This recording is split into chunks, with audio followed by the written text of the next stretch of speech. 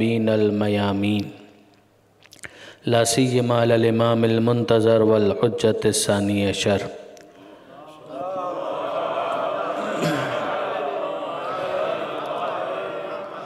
الذین اذهب اللہ عنہم الرجس وطہرہم تطہیرا۔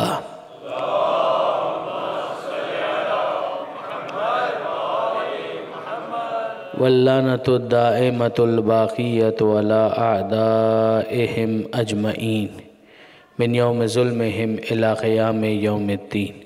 اللہم انا نرغب الیک فی دولۃ کریمہ تعز بها الاسلام واہلہ وتذل بها النفاق واہلہ وتجعلنا فیہا من الدعاة الی طاعتک والقادة الی سبیلک وترزقنا بها کرامۃ الدنیا والآخرہ۔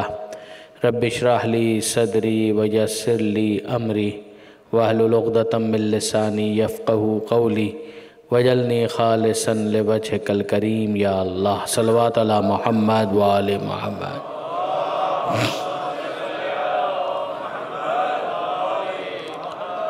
اما بعد فقد قال اللہ سبحانہ وتعالی فی القرآن الحکیم بسم اللہ الرحمن الرحیم ان الدین عند اللہ الاسلام۔ وقال اللہ سبحانہ وتعالی ایضا ومن یبتغی غیر الاسلام دینا فلن یقبل منہ۔ صلوات علی محمد وآل محمد۔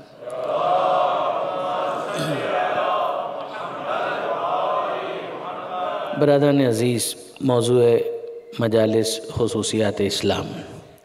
سرنامہ کلام میں مسلسل جن دو آیتوں کی تلاوت کرنے کا شرف حاصل کیا جا رہا ہے، مطالب انہی کے مطابق ہیں، مگر ترجمہ اب تک میں نے آپ کے سامنے پیش نہیں کیا۔ تو پہلی آیت آپ سن رہے ہیں ان الدین عند اللہ الاسلام، کہ دین اللہ کے نزدیک فقط اسلام ہے۔ اور جو دوسری آیت ہے اس میں پروردگار عالم یہ ارشاد فرماتا ہے کہ وَمَن يَبْتَغِ غَيْرَ الْإِسْلَامِ دِينًا فَلَن يُقْبَلَ مِنْهُ، کہ اگر کوئی کسی اور دین کے ساتھ جو اسلام نہ ہو اس سے ہٹ کر کسی اور دین پر رہتے ہوئے کچھ پیش کرے گا تو اس سے کچھ بھی قبول نہیں کیا جائے گا۔ اسلام کے ذریعے سے کم اپنا نام رجسٹریشن کے لیے تو پیش کرو، تاکہ پھر ایمان کی دولت سے مالا مال ہو کر تم اس قابل بن سکو کہ جو اعمال تم کر رہے ہو ان کو اسیس کیا جا سکے۔ ورنہ انصاف کی بات یہ ہے کہ جس نے اپنے آپ کو رجسٹر ہی نہیں کروایا تو اس سے کس بات کی توقع کی جا سکتی ہے؟ اگر کوئی شخص یونیورسٹی کا پیپر دینا چاہتا ہے، امتحان دینا چاہتا ہے، تو پہلا اس سے سوال یہ ہوگا کہ تمہیں ایڈمیشن ملا بھی ہے یا نہیں ملا۔ اگر ایڈمیشن ہی اس نے نہیں لیا ہے تو پھر آپ مجھ سے بتائیے کہ کیا اسے اپیئر ہونے کی اجازت مل سکتی ہے؟ تو پہلا مرحلہ وہ ہے کہ جہاں پر انسان اپنے آپ کو رجسٹر کرواتا ہے۔ البتہ یہ ضرور ہے کہ دنیا کی یونیورسٹیز ہیں کہ جن کے اندر رجسٹر کروانے کے لیے بہت سے پاپڑ بیلنے پڑتے ہیں، بہت سی فارمیلٹیز ہیں کہ جن کو پورا کرنا پڑتا ہے۔ یہاں پر تو معاملہ بڑا سمپل ہے کہ جیسے انسان عقائد کی دنیا میں سیٹسفائی ہو کر کلمتین اپنی زبان پر جاری کر دے، کم سے کم اسے فارمل مسلمان ڈکلیئر کر دیا جائے گا۔ تقاضا ایمان کو پورا کرنے کے لیے بے شک اسے ولایت کا کلمہ بھی پڑھنا پڑے گا، 12 اماموں کو بھی ماننا پڑے گا، لیکن بہرحال بنیادی رجسٹریشن اس کی ہو جائے گی۔ رجسٹریشن ہو جائے تو پھر اس سے اس بات کی توقع ہے کہ وہ اگلے مرحلے ایمان کے اندر داخل ہو جائے۔ جو ایمان کا مرحلہ ہے وہ بات کا ہے۔ خود قرآن مجید نے اس حوالے سے گفتگو کی ہے کہ قالت الاعراب آمنا، کہ اعراب کہتے ہیں، بدو عرب کہتے ہیں کہ ہم ایمان لے آئے، تو ان سے کہیے کہ ابھی تم ایمان نہیں لائے، لیکن قولوا اسلمنا، ابھی تو تم اسلام لائے ہو اور ایمان تمہارے دلوں کے اندر داخل نہیں ہوا ہے۔ لما يدخل الایمان فی قلوبکم، تو ایک مرحلہ ہے جاننے کا، ایک مرحلہ ہے اس کے اظہار کا، کہ جس کے بعد انسان کی اسلام کے اسکول میں فارمل رجسٹریشن ہو جاتی ہے، اور پھر اس کے بعد وہ مرحلہ آتا ہے کہ جہاں وہ اپنے ایمان کو مزید دل کے اندر راسخ کرتا ہے، اور پھر اس کے بعد وہ مرحلہ آتا ہے کہ جہاں پر وہ اعمال صالحہ انجام دینا شروع کرتا ہے۔ اور جب ان دونوں کا کمبینیشن ہو جائے تو پھر انسان یقیناً خسارے سے باہر آ جاتا ہے۔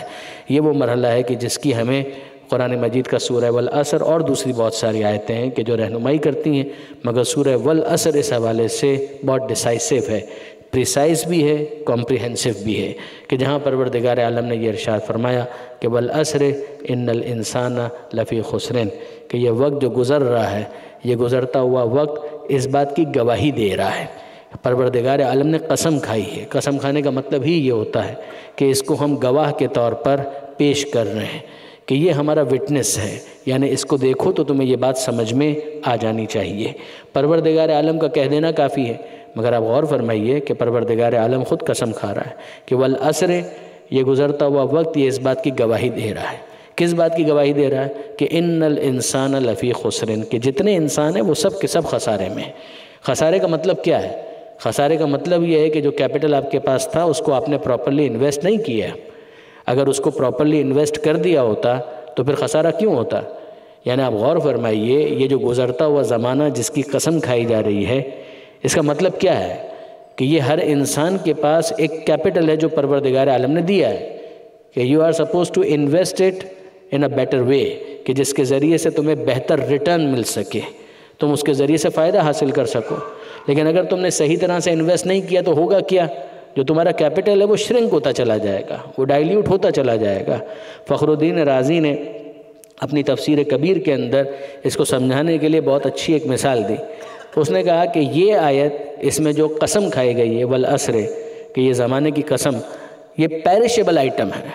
یہ ایک ایسی آئٹم ہے، کچھ چیزیں ہوتی ہیں نا کہ جو اتنی آسانی سے پیرش نہیں ہوتی۔ آپ نے کپڑا بیچنے کے لیے لیا ہے تو وہ اتنی آسانی سے ختم نہیں ہو جائے گا۔ ایسا نہیں ہے کہ صبح آپ نے پرچیز کیا شام تک وہ ختم ہو جائے گا، یہ پیرشیبل آئٹم نہیں ہے۔ مگر مجھے یاد ہے کہ جب ہم لوگ پڑھا کرتے تھے بزنس کے مختلف subjects, although I am not a practicing MBA anymore، لیکن بہرحال جب ہم لوگ پڑھتے تھے تو مجھے اچھی طرح سے یاد ہے کہ ایک اصطلاح استعمال ہوتی تھی پیرشیبل آئٹم، کہ جو بیکری آئٹمز ہیں یہ پیرشیبل ہیں، کہ آپ نے اگر اس پیٹس کو نہیں بیچا تو چند گھنٹوں کے بعد وہ اسٹیل ہو جائے گا، وہ اس قابل نہیں رہے گا کہ پھر اسے آپ کسٹمر کے سامنے پیش کر سکیں۔ فخر الدین رازی کہتے ہیں کہ یہ جو قسم پروردگار عالم نے یہاں پر کھائی ہے، یہ قسم مجھے سمجھائی کس نے؟ ایک برف بیچنے والے نے، جو برف بیچ رہا تھا، وہ یہ صدا لگا رہا تھا کہ ارحموا من یذوب راسو مالہ، ارے رحم کرو اس کے حال پر کہ جس کا سرمایہ پگھلتا جا رہا ہے۔ جس طرح سے برف ہے وہ انتظار نہیں کرتی ہے، وہ تو بہرحال پگھل جائے گی۔ اب یہ ٹورنٹو کے اندر سمجھانا تھوڑا مشکل ہے، اس لیے کہ آپ کے یہاں تو برف بھی 3 مہینے میں پگھلے گی۔ درود بھیجیے گا محمد و آل محمد پر۔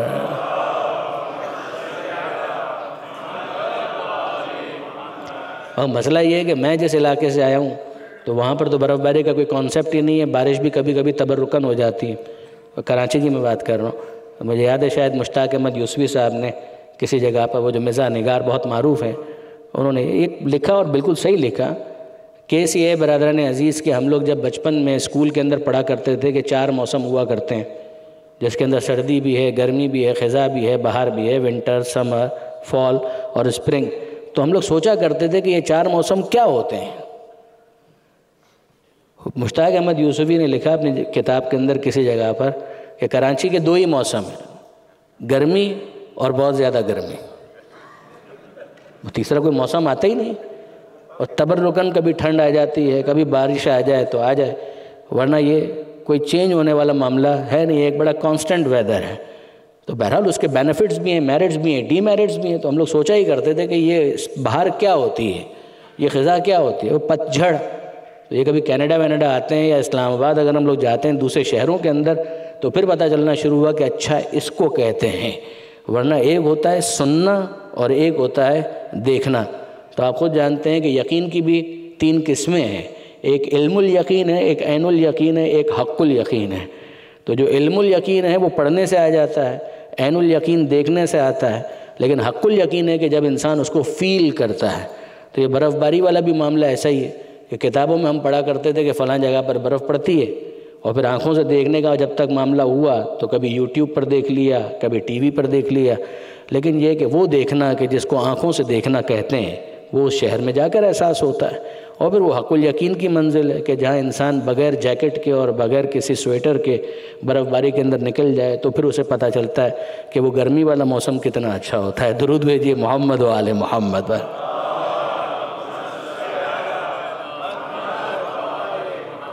یہ تو اب تردن للباب اس کو ہم لوگ کہتے ہیں، ایک بات آ گئی درمیان میں، مگر رازی نے جو بات کی، فخر الدین رازی نے بڑی کمال کی بات کی.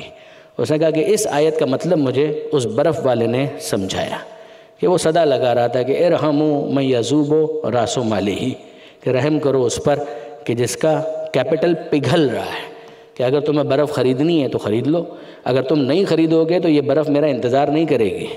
میرے پاس کوئی دوسرا طریقہ نہیں ہے کہ میں کسی طریقے سے اسے محفوظ کر لوں، اسٹاک کر لوں. یہی وہ چیز ہے کہ جس کو امیر المومنین حضرت علی ابن ابی طالب علیہ السلام مولا کائنات نے اس کو اپنے انداز سے بیان کیا. مولا فرماتے ہیں کہ الفرصت تمر مر السحاب، کہ جو فرصت کے لمحات ہوتے ہیں یہ اس طرح سے گزر جاتے ہیں کہ جس طرح سے بادل گزر جاتے ہیں. بادل آئے اور چلے گئے، وہ اپنی منزل کی جانب رواں دواں ہیں. کہ اسی طریقے سے جو تمہارے پاس وقت ہے وہ چلا جائے گا. یعنی ایک انسان اگر وقت کو ضائع کر رہا ہے تو وہ وقت کو ضائع نہیں کر رہا ہے، انفیکٹ وقت اس کو ضائع کر رہا ہوتا ہے. تو یہ وقت تو چلا جاتا ہے. انسان کا بچپنا ہے وہ جوانی میں ڈھل جاتا ہے، جوانی جو ہے بڑھاپے میں ڈھل جاتی ہے، اور پھر اس کے بعد کیفیت یہ ہوتی ہے کہ چہرے پر جھریاں آ جاتی ہیں، بال سفید ہو جاتے ہیں. حضرت یعقوب علیہ السلام کے ذریعے سے، اب یہ ضمناً بات آ رہی ہے، ایجنڈا میرا کچھ اور تھا لیکن بات آ گئی ہے تو پھر یہ بھی عرض کر دوں کہ جناب یعقوب علیہ السلام کے حوالے سے ایک بہت دلچسپ کانورسیشن ہے. کس کا؟ ملک الموت کا. اچھا، بہت سے یہ ڈائلاگز ایسے ہوتے ہیں کہ جن کے ذریعے سے انبیاء یہ چاہ رہے ہوتے ہیں کہ جو میسج ہے وہ کنوے ہو جائے، اور واقعاً ہوتا بھی ہے. جناب یعقوب علیہ السلام نے ملک الموت کے ساتھ ایک پیکٹ کیا، ایک ایگریمنٹ، کہا کہ بہرحال میں نبی خدا ہوں، تو اے ملک الموت جب میرے پاس آنا تو ایسے ہی اچانک مت آ جانا، آنے سے پہلے ذرا انفارم کر دینا. اور ملک الموت نے وعدہ بھی کر لیا کہ ہاں ٹھیک ہے نبی خدا، میں آنے سے پہلے آپ کو پہلے انفارم کروں گا. ہوتا نا کہ آپ کے گھر پہ آنے سے پہلے ایک بیل آپ کو دے دوں گا، ایک میسج کر دوں گا تاکہ آپ کو پتہ چل جائے کہ آئی ایم کمنگ. تو جناب یعقوب علیہ السلام مطمئن ہو گئے کہ اب یہ اگر میرے پاس آئے گا تو کم سے کم بتا کر آئے گا. اور ایک دن اچانک آ گیا، بتائے بغیر آ گیا. تو یعقوب علیہ السلام نے سوال کیا کہ اے ملک الموت، میرا تو تم سے ایک ایگریمنٹ تھا کہ جب میرے پاس تم آؤ گے تو بتا کر آؤ گے، تو تم نے اس ایگریمنٹ کی پاسداری تو نہیں کی. You acted like a politician. Election سے پہلے کچھ اور، الیکشن کے بعد کچھ اور. یہ اسمارٹ پلے کر دیا تم نے میرے ساتھ. بات تو کچھ اور ہوئی تھی کہ تم مجھ سے وعدہ کر کے گئے تھے کہ پہلے بتاؤں گا. تو ملک الموت نے یہ رپلائی دیا، انہوں نے کہا کہ نہیں اے نبی خدا، میں آپ کو بتا کر آیا ہوں.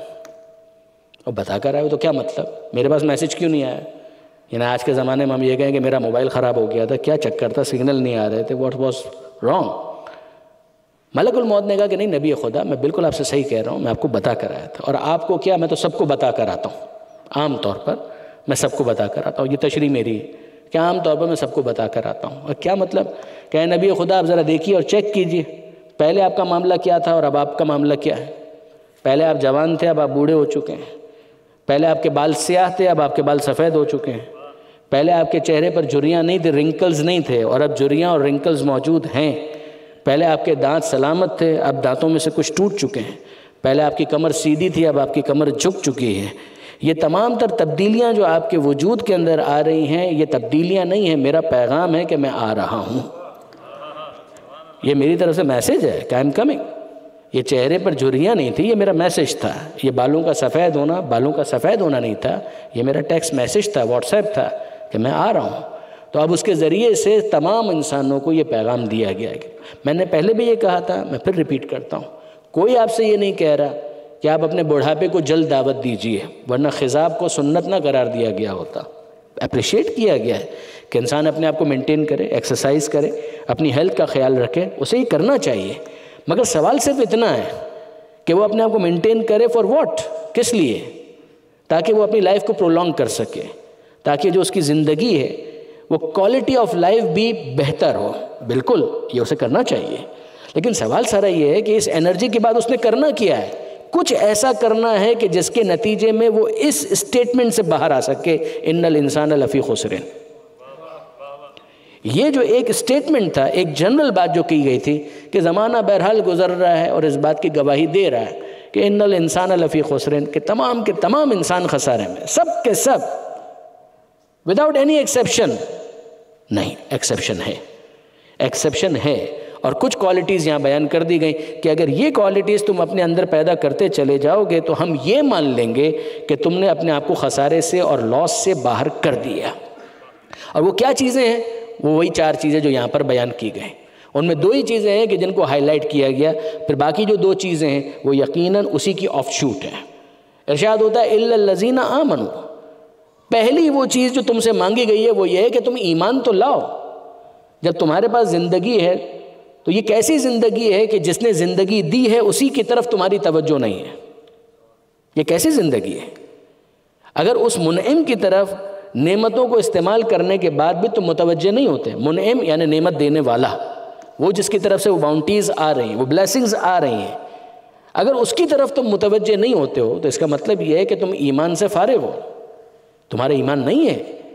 اور کیا فقط اس کو مان لینا کافی ہے؟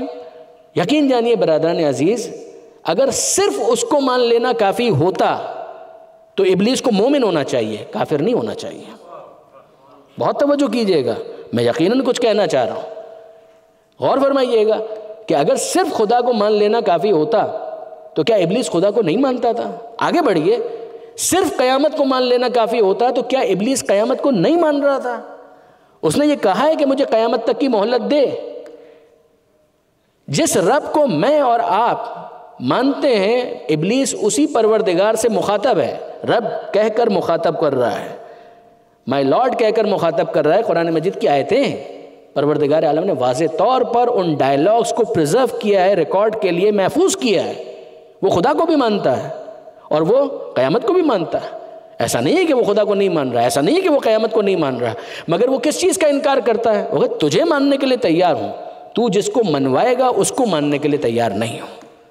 یہ ایک عجیب ابلیسی فارمولہ ہے کہ خدا کو مان کر اس کا انکار کر دو کہ جس کو خدا نے اپنا خلیفہ بنایا ہے.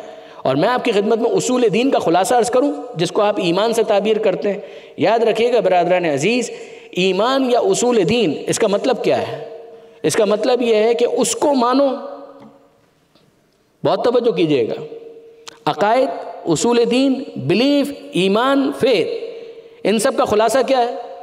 بہت توجہ کیجئے گا، شاید آپ کے کام آ جائے. اس کو مانو، جس کو وہ منوائے اس کو مانو. اس کو مانو، جس کو وہ منوائے اس کو مانو، جس کو وہ جو منوائے اس کو وہ مانو.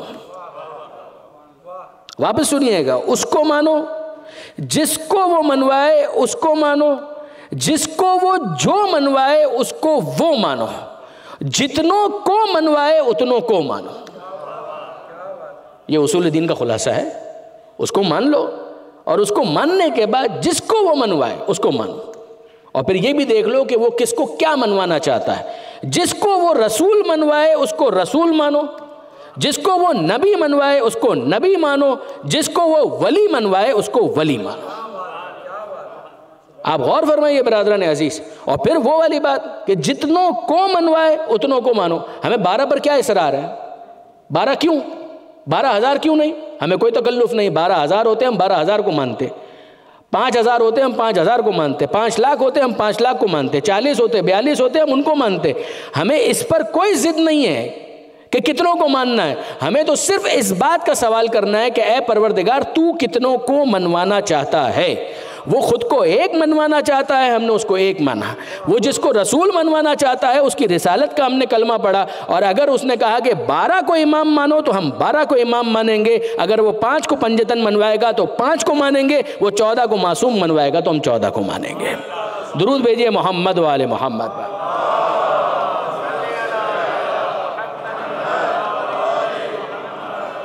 یہ ہے کل خلاصہ اصول دین کا یا ایمان کا. اس کے بعد ضد نہیں ہے. اگر کوئی ایک امام کو بھی کم کرتا ہے برادران عزیز، دس از ناٹ ایکسیپٹیبل. یہ کوئی بھاؤتاؤ والی بات تھوڑی ہے کہ مثال کے طور پر بھائی میں اتنا مان لیتا ہوں، باقی کو آپ کیوں نہیں مان رہے؟ آپ کیوں ایکسیپٹ نہیں کر رہے باقی کو؟ باقاعدہ میں آپ سے عرض کروں کہ سوال کیا گیا معصوم کی بارگاہ میں. کسی نے پوچھا کہ مولا ایک شخص ہے وہ 11 اماموں کو مانتا ہے بس ایک امام کو نہیں مانتا. وہ 11 کو مانتا ہے بس ایک امام کو نہیں مانتا، چلے گا؟ امام نے جو جواب دیا وہ سنیے گا امام نے جواب یہ دیا اگر وہ 11 کو مان کر ایک امام کو نہیں مانتا وہ ایسا ہی ہے کہ جیسے عیسیٰ تک تمام نبیوں کو مانے اور محمد مصطفیٰ کا انکار کر دے۔ یہ کیسے ایکسیپٹیبل ہو جائے گا؟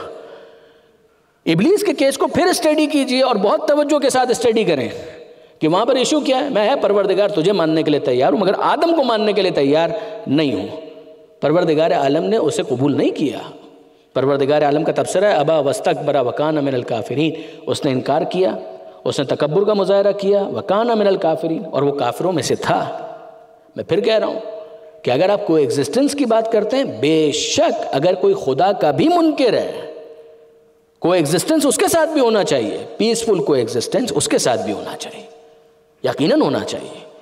اگر کوئی رسول اللہ کو نہیں مانتا، یقیناً پیسفل کو ایگزسٹنس اس کے ساتھ بھی ہونا چاہیے، باہمی احترام کے ساتھ، شائستگی کے ساتھ، سیولائزڈ وے کے اندر بے شک ہونا چاہیے، ٹالرنس ہونا چاہیے، ایک دوسرے کو برداشت کرنا چاہیے۔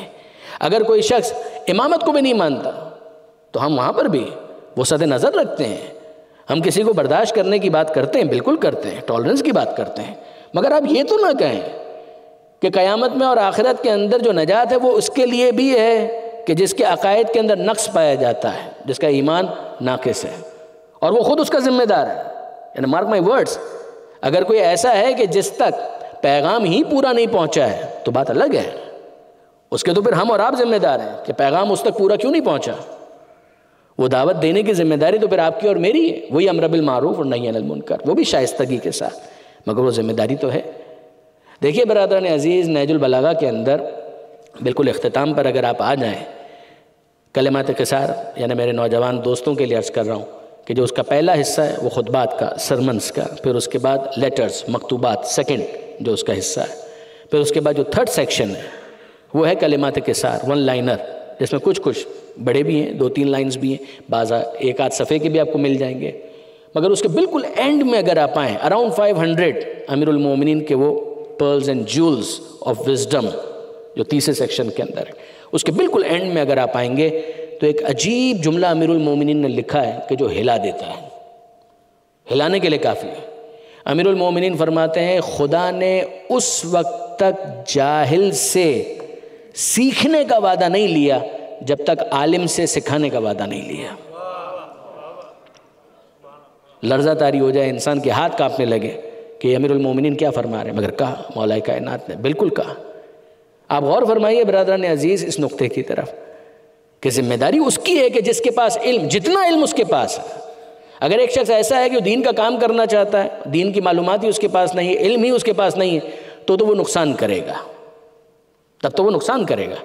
میں آپ سے پوچھتا ہوں، مجھے ایک بات بتائیے کہ مثلا ابھی فرض کیجئے خدا نہ کرے کسی وجہ سے یہ مائک کام کرنا بند ہو جائے،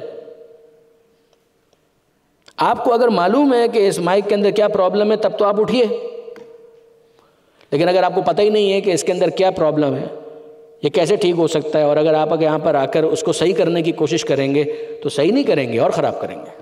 ایسا ہوگا یا نہیں؟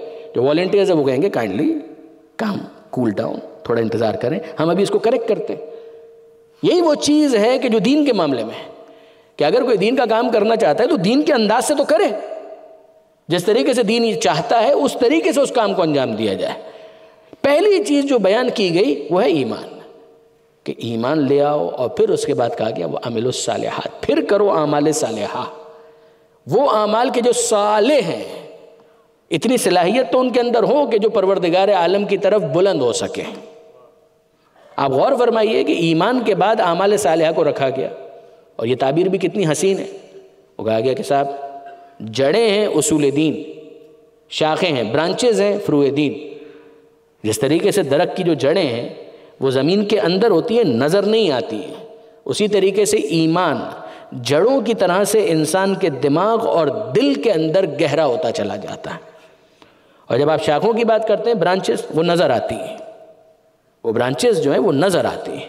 ان برانچز کو جس طریقے سے انسان آبزرو کر سکتا ہے، اسی طریقے سے جو اعمال ہیں ان کو آبزرو کیا جا سکتا ہے، وہ نظر آتے ہیں۔ وہ نماز پڑھ رہا ہے، وہ روزہ رکھ رہا ہے، وہ زکوٰۃ دے رہا ہے، وہ خمس دے رہا ہے، وہ یہ کر رہا ہے، وہ کر رہا ہے، یہ اعمال ہیں، یہ نظر آتے ہیں، جس طرح سے شاخیں نظر آتی ہیں۔ اب میں آپ سے پوچھتا ہوں، مجھے اگلی بات بتائیے کہ اگر کبھی آپ کو شاخیں کمزور نظر آئیں تو پانی میں آپ کس کو ڈبوتے ہیں؟ شاخوں کو؟ آپ کبھی یہ نہیں کریں گے. آپ کو اگر شاخیں ڈرائی نظر آ رہی ہیں، برانچز جو ہیں ان کے اوپر فروٹ نظر نہیں آ رہا ہے، تو آپ یہ کہتے ہیں کہ اس درخت میں جان نہیں ہے، اس کو پانی دینے کی ضرورت ہے. پانی پھر آپ کہاں ڈالتے ہیں؟ وہ ساری شاخیں لے کے آپ ڈالتے ہیں اس کو پانی کے اندر؟ نہیں، آپ پانی ڈالتے ہیں جڑوں کے اندر، اس لیے کہ آپ کو معلوم ہے کہ اگر جڑیں مضبوط ہوں گی تو خود بخود شاخوں پر بہار آ جائے گی. بالکل اسی طریقے سے اگر کوئی عمل کے میدان میں کمزور ہے تو وہ اپنے عقائد کی فکر کرے، ایمان کی فکر کرے کہ اگر ایمان کی جڑیں مضبوط ہوتی ممکن نہیں تھا کہ اعمال کی شاخیں اس طرح سے بے رونق ہوتی. ممکن نہیں ہے. یہ شاخوں کا بے رونق ہونا بتا رہا ہے، پھلوں کے بغیر ہونا بتا رہا ہے کہ اس کی جو جڑیں ہیں ان میں بھی پانی کی بہت زیادہ ضرورت ہے. یقین جانیے برادران عزیز، جو عقائد کی جڑیں ہیں ان کو پانی دینے کا ایک مقام مجلس حسین ہے. درود بھیجئے محمد و آل محمد.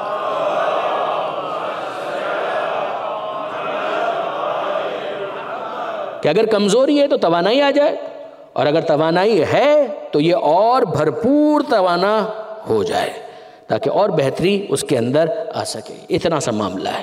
پروردگار عالم واضح طور پر فرماتا ہے الا الذین آمنوا وعملوا الصالحات، وہ کہ جو ایمان لائے اور جنہوں نے اعمال صالحہ کو انجام دیا. اعمال صالحہ کو انجام دیا، نمبر ایک، کسی برے عمل کو عمل صالح نہ سمجھے. کوئی کہے کہ میں جوا کھیلتا ہوں قربتاً الی اللہ، ہے میں جوا کھیلتا ہوں قربتاً الی اللہ، مطلب کیا ہوا؟ میں شراب پیتا ہوں قربتاً الی اللہ، ہے کیا ہو گیا یہ؟ اچھا پھر اس کے بعد کیا ہوتا ہے؟ بعض اوقات ٹائٹلز اچھے ہوتے ہیں، ایپلیکیشن برا ہوتا ہے. میں عرض یہ کرنا چاہتا ہوں کہ فرض کیجئے کہ کسی نے مولانا سے سنا کہ مومن کے دل کو خوش کرنا اس کا بہت زیادہ ثواب ہے، تو اب کیسے خوش کیا جائے مومن کے دل کو؟ let us have a dance party and invite all the مومنین. سب آئیں گے، پریشان گھومتے رہتے ہیں، بہت سارے کام نہیں ہوتے ہیں، پریشان ہوتے ہیں. جب آئیں گے انجوائے کریں گے، ان کے دلوں میں خوشی داخل ہو جائے گی. جب پارٹی ختم ہو رہی ہے تو ہر ایک سے پوچھ رہے ہیں آر یو ہیپی؟ آپ خوش ہوئے؟ اور وہ کہے کہ ہاں ہم بہت خوش ہوئے. تو اس کے بعد جا کے 2 رکعت نماز شکرانہ پڑھی کہ اے پروردگار یہ کوشش میں نے کی تو قبول فرما. What naan sense. تو دین کا کام جب کرنا ہے تو دین کے انداز سے تو کریں، یہ تو نہ ہو یعنی یہ ہوا اس ایکسٹریم تک نہ ہوا ہو.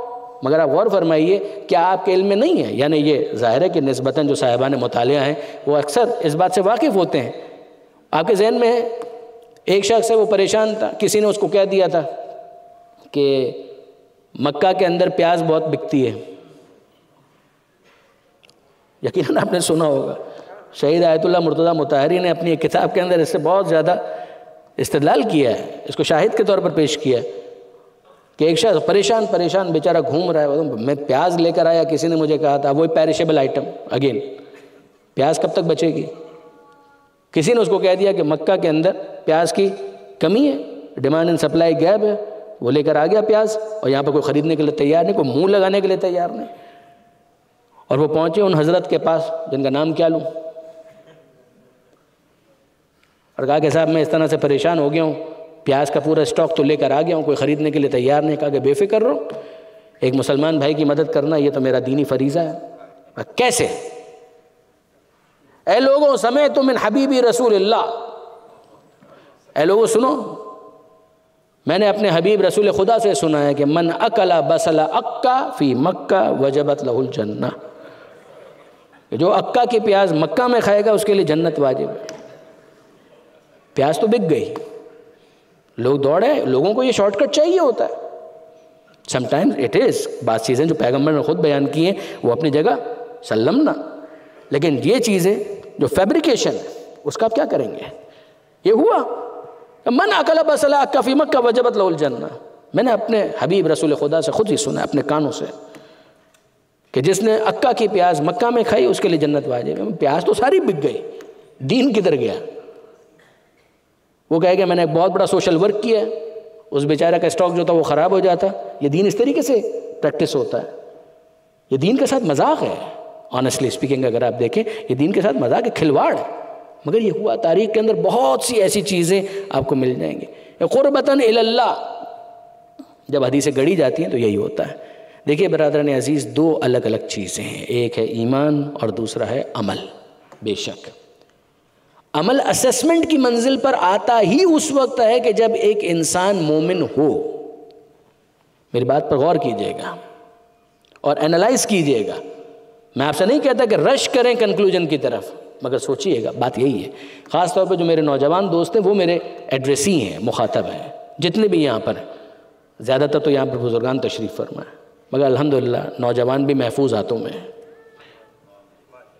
الحمدللہ رب العالمین. اس لیے کہ انہی کے بارے میں زیادہ تشویش ہوتی ہے، لیکن خدا کا شکر ہے کہ مولانا محترم یہاں پر تقاریر کر رہے ہیں، محفوظ ہاتھوں میں. اب آئیے واپس غور کیجئے اس بات کے اوپر. اسسمنٹ اعمال کے اس وقت ہے کہ جب ایک انسان مومن ہو. میں کہنا یہ چاہتا ہوں کہ اگر آپ قرآن مجید اٹھائیں گے نا تو آپ کو نظر آئے گا. یہ علامہ سید علی نقی نقن صاحب کا تھیسس ہے. انہوں نے ایک جگہ اس کے اوپر بہت بحث کی، بلکہ ان کا ایک پورا رسالہ، ایک چھوٹا سا بکلیٹ اسی موضوع کے اوپر بھی ہے کہ آپ قرآن مجید پڑھتے چلے جائیے، آپ کو ثواب اعمال پر نظر آئے گا، ایمان پر نہیں. یعنی یہ میں نے کیا کہا؟ ایمان پر ثواب نہیں ہے. ایمان کوالیفیکیشن ہے کہ جس کے بعد اعمال کو اسیس کیا جاتا ہے. اگر ایمان ہی نہ ہو تو وہ بندہ کوالیفائی نہیں کرتا اسیسمنٹ کے لیے. اس کی اسیسمنٹ اس وقت ہوگی کہ جب اس نے ایمان کو حاصل کیا ہے. لیکن اگر ایک ایسا شخص ہے کہ جو مومن نہیں ہے، آپ کیا ایکسپیکٹ کرتے ہیں اس سے؟ جب وہ خدائی کو نہیں مانتا یا جس کو خدا منوانا چاہتا ہے اس کو نہیں مانتا، اس کا ایمان ناقص ہے. اب اس کے بعد ایکسپیکٹیشن کیا ہے؟ وہ کچھ اچھے کام بھی کرتا ہے. ہم اس کے اچھے ہونے کو ڈینائی نہیں کر رہے ہیں. اس بات کو سمجھیے گا. ایک ہے کسی کام کا اچھا ہونا، اور ایک ہے کسی کام کے اچھے ہونے کے بعد قربتاً اللہ ہونا. ان دو چیزوں میں زمین آسمان کا فرق ہے. ابھی میں نے آپ کے سامنے مثال دی کہ وہ کہے میں جوا کھیلتا ہوں قربتاً اللہ. اگر مومن بھی ہے تو اس کام کا کیا فائدہ؟ وہ عمل ہی ٹھیک نہیں ہے. قربتاً اللہ کی نیت اس کو کیا فائدہ پہنچائے گی؟ میں شراب پیتا ہوں قربتاً اللہ، واٹ نانسنس. وہ عمل ہی ٹھیک نہیں ہے. اب آئیے، ایک عمل تو ٹھیک ہے مگر اس عمل کے ساتھ قربتاً اللہ کا جذبہ موجود نہیں ہے، نیت ہی موجود نہیں ہے.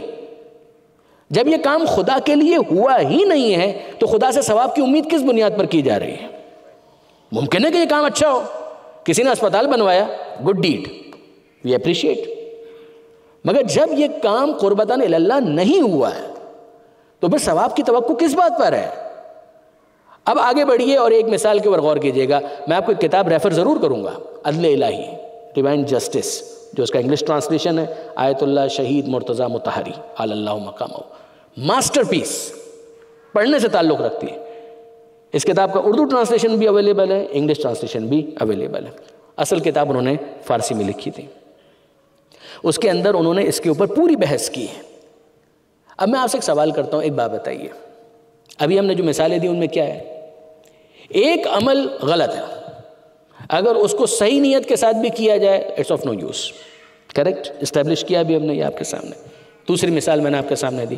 عمل ہو سکتا ہے ٹھیک ہو، مگر اس عمل کے ٹھیک ہونے کے باوجود جو کرنے والا ہے وہ خدا کو نہیں مان رہا، یا خدا نے جو پری ریکویزٹ رکھا ہے کہ ان کو مانو گے تب تمہارا ایمان کامل مانا جائے گا، وہ ان کو ایکسیپٹ نہیں کر رہا. کس بات کا ریوارڈ وہ ایکسپیکٹ کر رہا ہے پروردگار عالم سے؟ اب میں آپ سے پوچھتا ہوں کہ مومن بھی اگر کوئی ایسا کام کرے، ایمان ہے لیکن یہ کام وہ خدا کے لیے نہیں کر رہا. نماز وہ ریاکاری کے لیے پڑھ رہا ہے، دکھانے کے لیے پڑھ رہا ہے، بالکل کنونشنل ٹریڈیشنل عبادت پر آ جائیے. وہ نماز پڑھ رہا ہے مگر دکھانے کے لیے کہ لوگ اسے نمازی کہیں گے. وہ روزہ رکھ رہا ہے مگر اس لیے کہ لوگوں کے سامنے اظہار کرے آج میں نے روزہ رکھا ہے، آج میں نے روزہ رکھا ہے، آج میں نے روزہ رکھا ہے. کیا مطلب ہے اس کا؟ یہ مومن ہے؟ جی ہاں مومن ہے، ہم اس کے ایمان کو ڈاؤٹ نہیں کر رہے. وہ کہتے ہیں میں اللہ کو بھی مانتا ہوں، رسول کو بھی مانتا ہوں، قیامت کو بھی مانتا ہوں، اللہ کو عادل بھی مانتا ہوں، 12 اماموں کو بھی مانتا ہوں، بیوی کو بھی مانتا ہوں، سب کچھ مانتا ہوں. یہ عمل وہ کس کے لیے کر رہا ہے؟ یہ عمل اگر وہ خدا کے لیے کر رہا ہوتا تو ریاکاری تو نہ ہوتی. اگر وہ یہ عمل ریاکاری کے طور پر کر رہا ہے، شو آف کرنے کے لیے کر رہا ہے، مومن ہونے کے باوجود یہ عمل اس کے منہ پر مار دیا جائے گا. اس کے اندر کوئی اختلاف نہیں ہے. تو اب میں آپ سے سوال کرتا ہوں، غور کیجئے اس بات کے اوپر، توجہ کریں، پے اٹینشن، کہ اگر ایک شخص مومن ہونے کے بعد اپنے عمل کو خالصتاً اللہ کے لیے انجام نہیں دے رہا، اس کا عمل اس کے منہ پر مار دیا جائے گا، تو جو خدا ہی کو نہیں مانتا وہ کس بنیاد کے اوپر ثواب کی توقع کر رہا ہے؟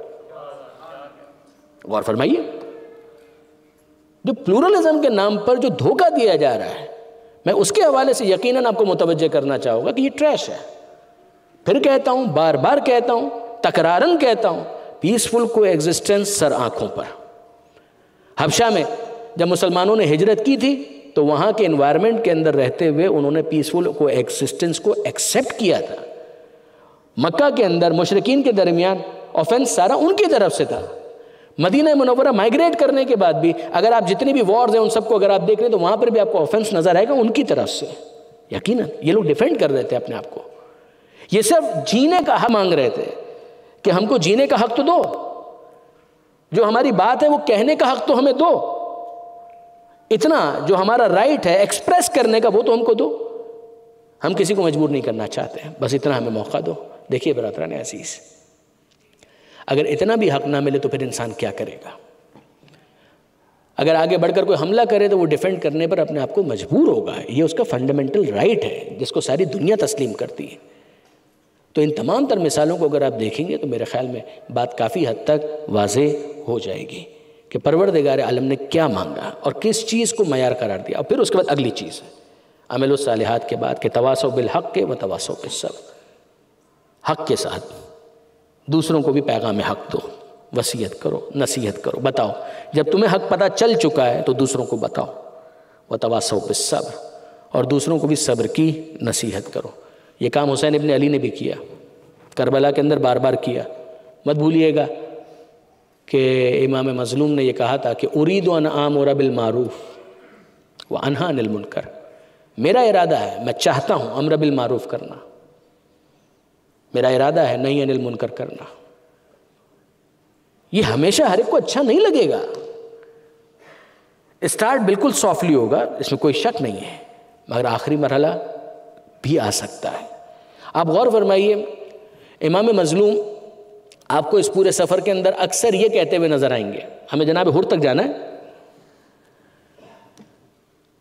اکثر آپ کو یہ کہتے ہوئے نظر آئیں گے امام مظلوم، جو جانا چاہے وہ چلا جائے، میں شہید ہونے کے لیے جا رہا ہوں، میں قتل ہونے کے لیے جا رہا ہوں۔ اس سفر کا جو کنکلوژن ہے وہ امام بتا رہے ہیں۔ جب مدینے سے نکلے ہیں اس وقت بھی بہت سو کو ایکسپلین کیا، مکے پہنچے ایکسپلین کیا۔ یہ جملہ میں پڑھ چکا ہوں آپ کے سامنے کہ میں پسند کرتا ہوں کہ حرم سے ایک بالشت باہر مجھے قتل کیا جائے، مجھے قتل تو یہ کریں گے، پسند کرتا ہوں کہ حرم میں مجھے قتل نہ کیا جائے۔ امام حسین ویری کلیئر کہ کنکلوژن کیا ہونا ہے، پیغمبر اکرم بتا کر گئے، حالات اس ڈھب پر آئیں گے کہ اس کا نتیجہ یہ نکلے گا۔ اور حسین ابن علی کہہ چکے ہیں کہ اے پروردگار، جو تیری رضا ہے اس کے مطابق مجھے اپنے آپ کو ڈھالتے رہنے کی توفیق عطا فرما۔ یہ جملہ تھا نا امام کا قبر رسول سے جب ودا ہوئے تھے۔ آپ دیکھیں گے اکثر امام کہہ رہے ہیں جو جانا چاہتا ہے چلا جائے۔ کچھ انسٹنسز ایسے ہیں، کچھ کیسز ایسے ہیں کہ جس کے اندر امام نے باقاعدہ دعوت دی ہے، ان لوگوں نے قبول بھی کیا، بعض نے قبول نہیں کیا، یہ فری ول، وہ ہے امام کی طرف سے امر بالمعروف نہی عن المنکر۔ کچھ نے قبول کیا، کچھ نے قبول نہیں کیا، یہ ان کی فری ول ہے۔ عبید اللہ ابن حور جوفی قبول نہیں کیا، چلا گیا۔ جناب حر کو بھی امام نے دعوت دی، فوراً قبول نہیں کیا۔ جناب حر کا ذکر بہت زیادہ آتا ہے، عاشور کے دن انہوں نے قبول کیا، مگر راستے میں جب امام سے ملاقات ہوئی تھی جناب حر نے اس وقت قبول نہیں کیا تھا۔ اچھا بھائی، یہ ایک اور بہت بڑا کیس، آپ نے ایک شہید کا نام بہت سنا ہوگا، جناب زہیر ابن قین۔ دو جملے ان کے بارے میں سنیے اور ہم بڑی تیزی کے ساتھ جناب حر کی طرف چلے جائیں۔ یہ جناب زہیر ابن قین بہت مشہور شہید کربلا ہیں، مگر جناب زہیر پہلے سے امام کے ساتھ نہیں تھے، بلکہ آپ دیکھ ڈالیے آپ کو ملے گا کان یعد عثمانین، کتابوں کے اندر صراحت ہے کہ پہلے ان کو عثمانی مانا جاتا تھا۔ یہ اصطلاح تھی، یعنی جو بنو امیہ کے فیور میں ہو، جو امیہ ڈائنسٹی ہے اس کے سپورٹ میں ہو، اس کے لیے یہ لفظ استعمال ہوتا تھا۔ وہ پہلے فیور میں نہیں تھے۔ عجیب بات یہ ہے کہ مدینہ منورہ سے یہ قافلہ آگے بڑھا مکہ، مکہ سے یہ قافلہ نکلا اور آگے جا رہا ہے کوفہ کی جانب، الٹیمیٹلی پڑاؤ ڈالا کربلا میں. یہی ہے نا. امام مظلوم نے حج کو عمرے سے تبدیل کر دیا. جناب زہیر ابن قین کہاں تھے؟ وہ بھی مکے میں تھے، امام سے کانٹیکٹ میں نہیں ہے. حج پورا کیا اپنے فیملی کے ساتھ، چند دوستوں کے ساتھ ہیں، اور اب آن دا وے بیک کوفے کی طرف وہ بھی جا رہے ہیں. جناب زہیر ابن قین کو نہیں پتا تھا کہ امام حسین علیہ السلام نے قیام کیا ہے؟ پتا تھا. جناب زہیر ابن قین کی کیا پالیسی تھی؟ ارلیئر تو وہ مخالف کیمپ کے اندر تھے، اس وقت وہ کیا کرنا چاہ رہے تھے؟ جناب زہیر ابن قین نیوٹرل رہنا چاہتے تھے کہ نہ حسین کے مقابلے پر جانا پڑے نہ حسین کا ساتھ دینا پڑے. حج کمپلیٹ کیا ہے، مگر ان کا قافلہ چھوٹا تھا، اور آپ جانتے ہیں کہ جب چھوٹا قافلہ ہوتا ہے تو اس کی موومنٹ فاسٹ ہوتی ہے. قافلہ اگر تھوڑا سا بڑا ہو تو اس کی موومنٹ سلو ہوتی ہے. امام حسین نے اگرچہ حج سے 2 دن پہلے مکہ چھوڑ دیا، مگر امام کا قافلہ نسبتاً بڑا ہے، لہٰذا سپیڈ سلو ہے. زہیر ابن قین حج کر چکے اور پھر اس کے بعد نکلے، اور تیزی کے ساتھ نکلے. اور جناب زہیر ابن قین کا طریقہ کار کیا تھا؟ طریقہ کار یہ تھا کہ اگر پتہ چل جائے کہ کسی جگہ پر امام حسین نے پڑاؤ ڈالا ہے، اسٹیشن کیا ہے، تو وہ کہتے تھے کہ یہاں پر نہیں رکنا، ایسا نہ ہو کہ فرزند رسول سے ملاقات ہو جائے. کچھ سافٹنس دل میں تھی، آگے پڑاؤ ڈالیں گے. اگر پتہ چل جائے کہ امام حسین نے پڑاؤ نہیں ڈالا تو پھر پڑاؤ ڈال دیں گے. یہ ان کا طریقہ کار تھا. ایک ایسی جگہ آئی کہ جہاں پر اگر پڑاؤ نہ ڈالیں تو اب اگلا اسٹیشن بہت دور ہے. پوچھا کہ یہاں پر حسین ابن علی نے پڑاؤ تو نہیں ڈالا ہے؟ کہا کہ ڈالا ہے. ارے اب کیا کریں، اگلا اسٹیشن تو بہت دور ہے. مجبوراً ان کو پڑاؤ ڈالنا پڑا. خیمہ لگ گیا، اپنی بیوی کے ساتھ اسی خیمے کے اندر موجود تھے. اب سنیے، یہ جناب زہیر ابن قین کھانا کھا رہے تھے. حسین ابن علی جانتے ہیں کہ زہیر ابن قین کے دل میں ایمان کی حرارت موجود ہے، کیپٹلائز کرنے کی ضرورت ہے. He is not a lost case. اسے پیغام دیا جائے، اسے دعوت دی جائے. اس کے دل میں حرارت ایمان موجود ہے. ہوا کیا؟ وہ اپنے خیمے میں اپنی زوجہ کے ساتھ کھانا کھا رہے تھے. دق الباب ہوا، نوک کیا کسی نے. جناب زہیر ابن قین سوال کرتے ہیں، بھائی کون ہے؟ جواب ملا کہ میں حسین ابن علی کا پیغام لے کر آیا ہوں. زہیر ابن قین کے ہاتھ میں نیوالا تھا، گر گیا. وہ پیغام لانے والا اجازت لے کر اندر آ گیا. کہا کیا پیغام ہے؟ کہا پیغام یہ ہے کہ فرزند رسول نے آپ کو بلایا ہے، ملاقات کرنا چاہتے ہیں. زہیر ابن قین کوئی جواب نہیں دیتے. زہیر کی بیوی واقعاً ایسی زوجہ خود سب کو عطا کرے. جناب زہیر ابن قین کی زوجہ جو ہے وہ اس موقع پر کہتی ہے، ارے فرزند رسول تمہیں بلا رہے ہیں، جا کر سنو تو صحیح کہ وہ کیا کہہ رہے ہیں، سنو تو صحیح. اب زہیر ابن قین نے کہا کہ ہاں یقیناً مجھے جانا چاہیے، مجھے سننا چاہیے کہ فرزند رسول کیوں بلا رہے ہیں. زہیر ابن قین گئے اس جوان کے ساتھ کہ جو پیغام لے کر آیا تھا. گئے. کچھ دیر کے بعد جب واپس آئے ہیں تو تبدیل ہو چکے تھے. کہنے لگے بھائی میں نے تو حسین ابن علی کے ساتھ شہید ہونے کا فیصلہ کر لیا. کیا کنورژن ہے! جو کچھ عرصہ پہلے تک مخالف کیمپ کے اندر باقاعدہ شمار ہوتا تھا، یہ حسین ابن علی کی فیضان نظر، وہ تبدیل ہو گیا. وہ آ کر کہتا ہے کہ بھائی میرا یہ پیغام سنو، میں نے تو فرزند رسول کے ساتھ شہید ہونے کا فیصلہ کر لیا ہے. جو تم میں سے میرے ساتھ چلنا چاہے تو اپنا خیمہ وہاں نصب کرے کہ جہاں پر حسین ابن علی کا خیمہ ہے. اور پھر ایک عجیب جملہ کہا، ارے میں نے تو یہ بھی غور نہیں کیا کہ حسین نے مجھے کتنی عزت دے دی. وہ جو پیغام لے کر آیا تھا وہ کوئی اور نہیں تھا، شبیہ رسول علی اکبر تھے. عجیب. یعنی عزیزان آپ واقعاً غور کریں کہ اس دل کی اب کیا کیفیت ہے. اب یہ ایمان کتنا جڑ پکڑ چکا ہے. حسین ابن علی نے کس طرح سے اس کے دل میں موجود ایمان کی کمزور جڑوں کو پانی دے کر مضبوط کر دیا، توانا کر دیا. وہ بھی تیار تھا، وہ بھی آمادہ تھا. This is not the only case. جناب حر کا، جناب زہیر ابن قین کا، اور بھی کئی افراد ہیں کہ جنہوں نے عاشور کے دن امام حسین کو جوائن کیا ہے۔ جناب حر یقیناً نمایاں نام ہے، اور میں پھر آپ سے عرض کرتا ہوں کچھ نہ کچھ سافٹنس حر کے دل میں بھی موجود تھی۔ یہ کب پتہ چلا؟ یہ اس وقت پتہ چلا کہ جب جناب حر نے امام حسین کے گھوڑے کو روکا تھا، لگام پر ہاتھ ڈالی تھی اور یہ کہا تھا کہ میں آپ کو آگے نہیں جانے دوں گا۔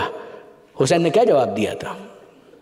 حسین نے کہا تھا کہ ثقلت کا امک یا حر، اے حر تیری ماں تیرے ماتم میں بیٹھے، یہ کس کے گھوڑے کی لگام پر تو نے ہاتھ ڈالا؟ امام حسین نے جلال کے ساتھ یہ جملہ کہا تھا۔ حر نے اس موقع پر ایک جواب دیا اور کہا کہ فرزند رسول، اگر کوئی اور یہ بات کہتا تو شاید ٹٹ فور ٹیٹ، اگر اس نے میری ماں کا نام لیا ہوتا تو میں بھی اسی طرح سے اس کی ماں کا تذکرہ کرتا، مگر فرزند رسول میری مجال نہیں ہے۔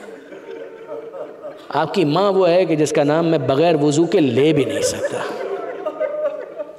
ڈیرہ غازی خان کے مرحوم پروفیسر عطا شاہ نقوی صاحب مجھے اکثر یاد آتے ہیں جب بھی میں جناب حر کے اس جملے تک پہنچتا ہوں۔ وہ کہا کرتے تھے کہ حر کو زہرا کا احترام بچا گیا، حر کو سیدہ کا احترام بچا گیا، بی بی کا احترام بچا گیا۔ مگر جب جناب حر نے اتنا بھی کہا کہ آپ کی ماں وہ ہے کہ جس کا نام میں تو بغیر وضو کے لے بھی نہیں سکتا، دور سے عباس علمدار گھوڑے کو ایڑ لگا کر دوڑاتے ہوئے آئے اور قریب آ کر کہے حر کس کی ماں کا تذکرہ کر رہا تھا؟ یہ عجیب۔ جناب حر پورے لشکر کو امام حسین نے سیراب کروایا، آپ سب جانتے ہیں، اور اب اس کے بعد دن گزرتے ہیں۔ حسین ابن علی کے پاس کون آنے والا تھا؟ جناب حبیب ابن مظاہر، بعض افراد جو لشکر یزید ہی سے ٹوٹ کر عاشور کے دن آئے وہ آئے۔ آپ جانتے ہیں کہ 9 محرم کو مقابلہ شروع ہونے والا تھا، مگر ایک رات حسین ابن علی نے مانگی تھی۔ ذرا حسین کی نگاہ بصیرت کو دیکھیے، ایک ذوق ہے، ایک شوق ہے کہ ہم ایک اور رات عبادت کرنا چاہتے ہیں، مگر اس کا ثمر کب ظاہر ہوا، اس کا فروٹ کب ظاہر ہوا؟ کہ جب عاشور کا دن نمودار ہوا۔ اگر امام حسین نے یہ ایک رات کی مہلت نہ لی ہوتی تو حر کو کہاں یہ موقع مل پاتا؟ عاشور کا دن شروع ہوا آذان علی اکبر سے، اور اب جناب حر کو جب یہ یقین ہو گیا کہ اب تو جنگ شروع ہونے والی ہے تو حر آیا عمر سعد کے پاس اور آ کر سوال کرتا ہے کیا واقعی جنگ ہونے والی ہے؟ حر کو اب تک یقین نہیں تھا، وہ سمجھ رہے تھے کہ شاید کوئی ایسی راہ نکل آئے کہ جس کے نتیجے میں کوئی کمپرومائز ہو سکے، کوئی پیچ اپ ہو سکے۔ عمر سعد نے کہا کہ ہاں وہ جنگ ہوگی کہ جس کا نتیجہ یہ ہوگا کہ سر کٹ کٹ کے گرتے ہوئے نظر آئیں گے۔ حر نے کہا کہ کیا حسین ابن علی نے جو اتنے پروپوزلز دیے ان میں سے کوئی بھی ایکسیپٹیبل نہیں ہے؟ کہا کہ میں تو یقیناً قبول کر لیتا، مگر میں کیا کروں، حاکم نہیں مانتا، تو میرے پاس انسٹرکشنز ہیں وہ بڑی کلیئر ہے حسین ابن علی سے جنگ کرنے کی۔ جناب حر نے واضح طور پر محسوس کیا کہ عمر سعد کے پاس بھی کوئی جسٹیفیکیشن نہیں ہے، اور اب حر کان لگا کر سنتے ہیں کیا سنائی دے رہا ہے۔ حسین کے خیموں سے بچوں کے العطش کی صدائیں بلند ہو رہی ہیں۔ دل پر زخم تو ہے نا کہ جب ہم پیاسے تھے تو حسین ابن علی نے ہمیں سیراب بھی کیا، ہمارے جانوروں کو بھی سیراب کیا، اور آج کیفیت کیا ہے کہ حسین کے بچے پیاسے ہیں۔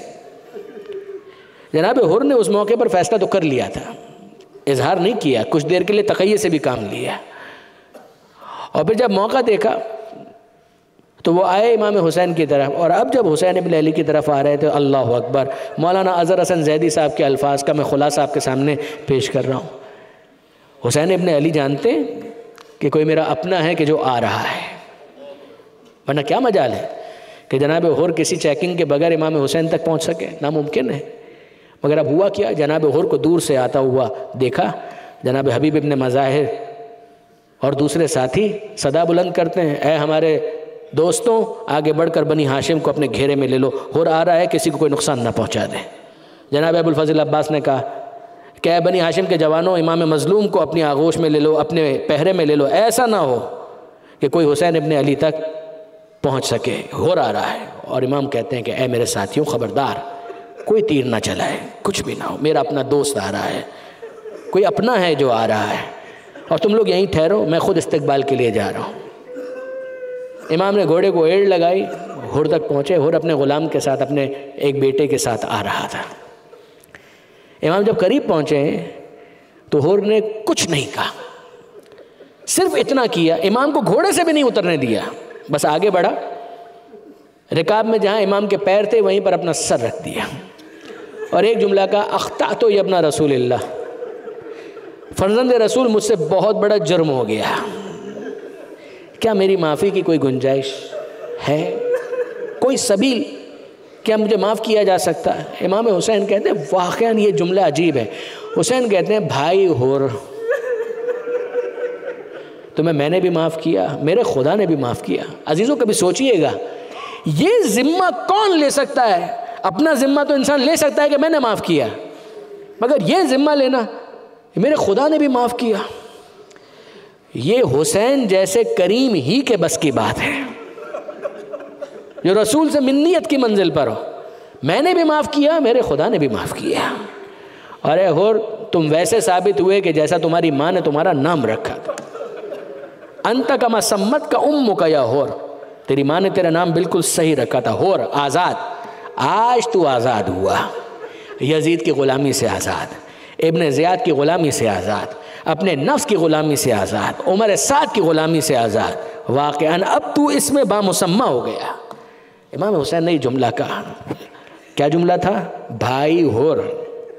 مولانا اظہر حسن زیدی فرماتے ہیں کہ جیسے ہی تمام ساتھیوں نے سنا کہ امام نے کہا بھائی، سب کے سب گھوڑوں سے نیچے اتر آئے.